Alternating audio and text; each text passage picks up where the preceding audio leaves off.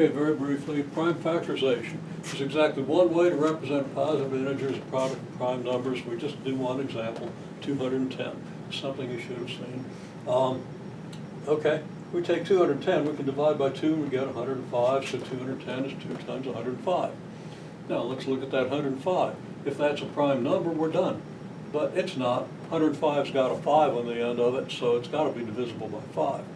We're not going to divide by 5, we're going to divide by the smallest available prime.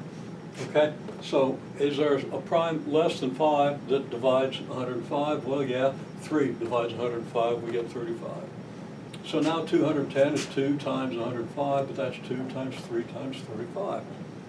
Okay, now, what about 35?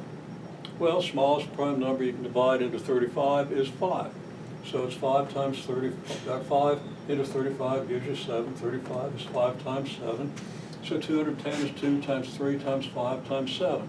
Well, 7's prime, so we're done. They're all prime. So 2 times 3 times 5 times 7 is a prime factorization of 210. Another way to write it out, you got 210, that's equal to 2 times 105. 105 in turn is equal to 3 times 35.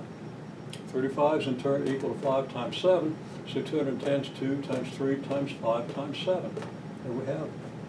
You don't have to use the primes in order from smallest to largest, but that's a standard way to do it, and it's a standard way to write out the prime factorization.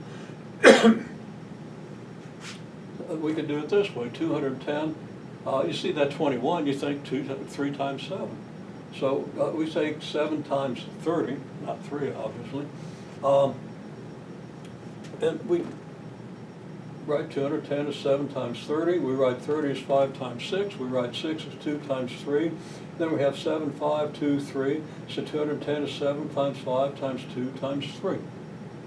Well, that's exactly the same as 2 times 3 times 5 times 7.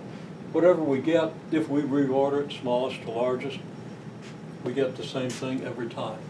Now, these are both the same prime factorization. This is a prime factorization, this is the prime factorization. They're identical because you're multiplying exactly the same numbers.